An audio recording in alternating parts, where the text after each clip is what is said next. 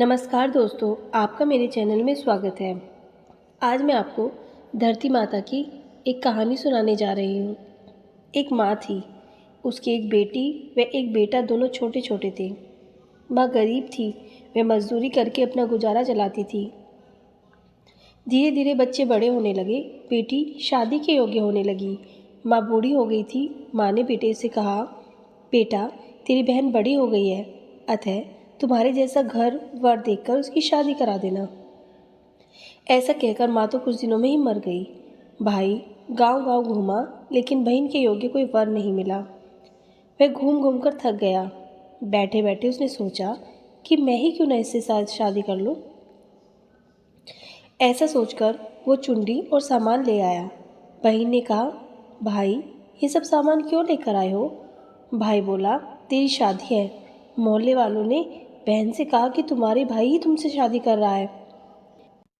बहन ने भाई से पूछा, मेरी शादी किसके साथ कर रहे हो। भाई कुछ नहीं बोला तो बहन समझ गई।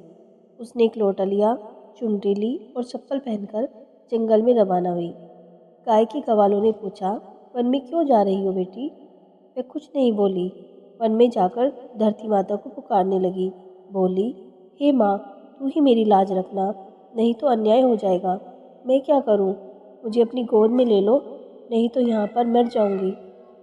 धरती माँ फटी तो बहन ने एक तरफ लोटा, चुनरी, चप्पल रख दिए और फिर धरती में जाने लगी।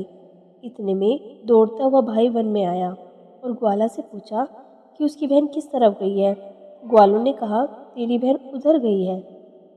वह बहन बहन कहकर पुकारता हुआ दौड़ा तो बहन धरती माँ के अंदर समा रही थी। थोड़े बाल बाहर रह गए थे। उसने बहन के बाल मुट्ठी में पकड़े और रोने लगा। बहन, तू सत के लिए धरती माँ की गोद में समा गई। मेरी ही बुद्धि भ्रष्ट हो गई थी। माँ का वचन निभाने के लिए मेरे जैसा कोई वर नहीं मिला, इसीलिए ऐसा विचार आया।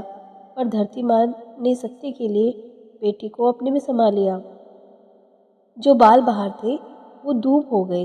इसलिए औरतें कहानी सुनती हैं और लोटा, चप्पल, चुनरी, एक बर्तन में हरे मूंग, एक लड्डू कुंवारी कन्या को देते हैं। उसको धरती माता सुखी रखती हैं। जय हो धरती माता की।